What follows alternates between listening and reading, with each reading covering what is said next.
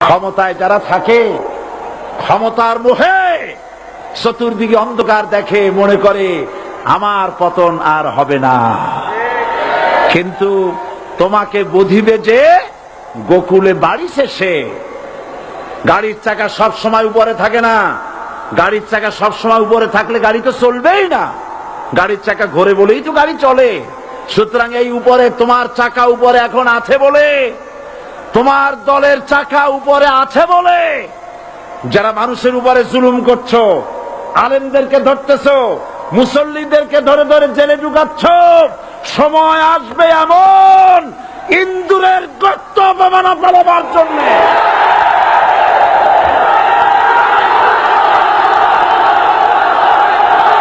আল্লাহর প্রতি অবিচল বিশ্বাস এবং আস্থার কথা বলেছিলেন শহীদ প্রেসিডেন্ট জিয়াউর রহমান।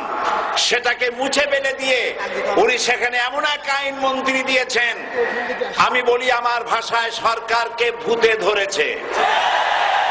ভূতের পা নাকি থাকে পেছনের দিকে, সামনে যত এগোতে চায় তত পেছনে চলে যায়।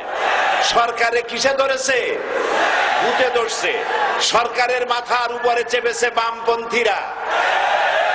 बर्बाद गुलिस्तान के लिए एक ही उल्लू काफी है, गुलिस्तान की हर शाख पे उल्लू बैठे हैं, फिर अंजाम गुलिस्तान क्या होगा।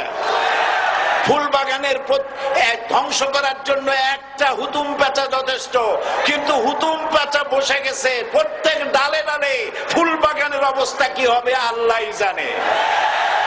শিক্ষা ব্যবস্থায় তিন নাস্তিক বসা, আইন যাকে দেওয়া হয়েছে তিনি আইনের চেয়ারে বসে সব বেআইনি কথা বলতেছেন। তিনি বলতেছেন ধর্ম ভিত্তিক রাজনীতি চলবে না। প্রধানমন্ত্রী আপনি বলেন নাই আমরা আপনার কল্যাণকামী, যেভাবেই হোক আপনি প্রধানমন্ত্রী হয়েছেন, যেভাবেই হোক আপনি সরকারে গেছেন, আমরা চাই 5 বছর আপনি চালান, কিন্তু ভালোভাবে চালান। যাদেরকে বসাইছেন এই লোকগুলির একটু চেনেন। এই লোকগুলি হচ্ছে তারা যারা আপনার পিতা স্বাধীনতার স্থপতি প্রেসিডেন্ট মরহুম শেখ মুজিবুর রহমান, যার জনপ্রিয়তা ছিল আকাশচুম্বী, সে আকাশচুম্বী জনপ্রিয়তা থেকে মাটির সাথে ধসিয়ে দিল কারা? তাদেরকে আপনি মন্ত্রী বানিয়েছেন। আপনার পিতার যে দশা তারা করেছিল, এরাও আপনার সেই দশা করে ছাড়বে। তার প্রমাণ হচ্ছে মন্ত্রী বলছে ধর্মনিরপেক্ষ ধর্মভিত্তিক রাজনীতি চলবে না। আপনি বলেন নাই, উনি বলেছেন। আপনি প্রতিবাদ করেন নাই, আপনার প্রতিবাদ না করাটাই ওই বক্তব্য আপনি সমর্থন করেছেন বলে প্রমাণিত হয়ে গিয়েছে। ধর্মভিত্তিক রাজনীতি নিষিদ্ধ ঘোষণা করবার মতো দুঃসাহস করবেন না। ধর্মভিত্তিক রাজনীতি শুধু বাংলাদেশে নয়, ভারতে আছে, শ্রীলঙ্কা আছে, মালদ্বীপে আছে, অস্ট্রেলিয়া আছে, আমেরিকা আছে, নিউ গিনি আছে, অস্ট্রেলিয়া আছে, আমেরিকা আছে, ইউরোপে আছে। পৃথিবীতে গণতান্ত্রিক অন্তত 50টি দেশে ধর্মভিত্তিক রাজনীতি আছে। তারা ইলেকশন করছে এবং ক্ষমতায় গিয়ে তারা পার্লামেন্টে অংশগ্রহণ করছে। বাংলাদেশে ধর্মনিরপেক্ষ রাজনীতি আপনি বন্ধ করতে পারবেন না, অসম্ভব। আইন মন্ত্রী আইন পাশ করে নিষিদ্ধ ঘোষণা করার জিনিস পান নাই। আপনি আইন পাশ করে নিষিদ্ধ করুন, সোনার ছেলেরা টেন্ডারবাজি করতে পারবে না, নিষিদ্ধ। মাস্তানি করতে পারবে না, মেয়েগুলারে SMS করতে পারবে না ফ্রি টক টাইমে, শয়তানি বদমাশি করতে পারবে না, ওজনে কম দিতে পারবে না, খাদ্যে ভেজাল দিতে পারবে না। এইসব নিষিদ্ধ করতে পারবেন না। নিষিদ্ধ করার জিনিস পায় না, ধর্ম নিষিদ্ধ করো। তার মানে ধর্ম নিষিদ্ধ করতে পারলেই বড় বড় বোতল খাওয়া যায়। ধর্ম নিষিদ্ধ করতে পারলেই চুরি করা যায়, ডাকাতি করা যায়, বদমাশি করা যায়। আমার সম্মানিত সেক্রেটারি জেনারেল বলেছেন ক্লাস 9 এর ছাত্রকে অস্ত্রের মামলা দিয়ে রিমান্ডে নেওয়া যায়। এই কাজ আপনারা বন্ধ করে দিন। আমি ছোট্ট একটি কথা বলে বক্তব্য শেষ করব। আপনারা সমস্ত 144 জারি করতেছেন, সব 144 জারি করেন কোরআনের তাফসীরের উপরে।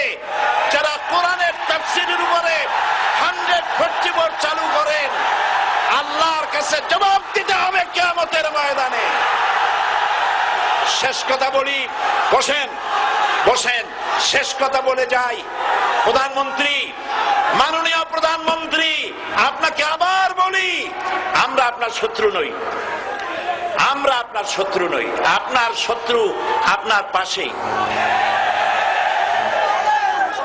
সিংহ, সিংহ, একটা সিংহ আর একটা নেকড়ে আর একটা পাতিশিয়াল, এই তিনটাই মিলে সারাদিন পরিশ্রম করে তিনটা শিকার করেছে। একটি খরগোশ, একটি হরিণ আর একটা বড় গরু।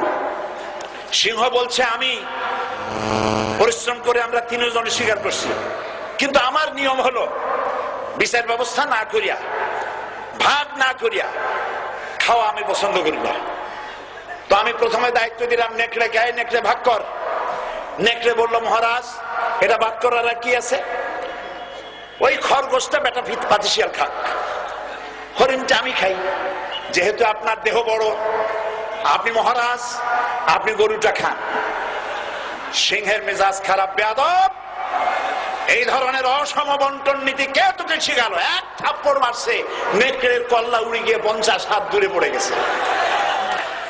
এবার সিংহ বলছে এই শিয়াল ভাগ কর বেটা।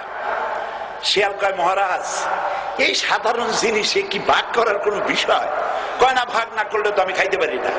তো ভাগটা যদি আমার করতেই বলেন, আমি বলবো খরগোশ দিয়ে আপনি ব্রেকফাস্ট করবেন, লাঞ্চ করবেন হরিণ দিয়ে, ডিনার করবেন গাভী দিয়া। মহারাজ খুব খুশি, হ্যাঁ রে শিয়াল রে, এত সুন্দর ইনসাফ ভিত্তিক বন্টন নীতি কে তোরে শিখালো রে? একটু আগে যে কল্লা দিয়া গেল ওই আবার শিখায় গেছে। কাজী ধর্মভিত্তিক রাজনীতি নিষিদ্ধ করতে গিয়ে ফেরাউন আর নমরুদ যে শিক্ষা পেয়েছে তার থেকে শিক্ষা গ্রহণ করুন। আগুন নিয়ে খেলবেন না, বরদাস্ত করবে না বাংলাদেশের 16 কোটি মানুষ। মুসলমান তো দূরের কথা, হিন্দু, খ্রিস্টান, বৌদ্ধ সব ধর্মপ্রাণ ধর্মভিত্তিক রাজনীতি নিষিদ্ধ করার মতো আগুন নিয়ে খেলা বন্ধ করুন, বন্ধ করুন। জনগণ মানবে না, মানবে না, মানবে না। আল্লাহ হাফেজ। বাংলাদেশ জিন্দাবাদ, বাংলাদেশ জামাত ইসলামী জিন্দাবাদ, বীর চট্টলা জিন্দাবাদ। এখন বক্তব্য রাখছেন ক্ষমতায় যারা থাকে, ক্ষমতার মোহে চতুর্দিকে অন্ধকার দেখে, মনে করে আমার পতন আর হবে না। কিন্তু তোমাকে বুঝিবে যে গোকুলে বাড়ি শেষে গাড়ির চাকা সব সময় উপরে থাকে না। গাড়ির চাকা সব সময় উপরে থাকলে গাড়ি তো চলবেই না। গাড়ির চাকা ঘোরে বলেই তো গাড়ি চলে। সুতরাং এই উপরে তোমার চাকা উপরে এখন আছে বলে, তোমার দলের চাকা উপরে আছে বলে যারা মানুষের উপরে জুলুম করছো, আলেমদেরকে ধরতেছো, মুসল্লিদেরকে ধরে ধরে জেলে ঢুকাচ্ছ, সময় আসবে এমন ইন্দুরের গর্ত অপমানা পালাবার জন্য।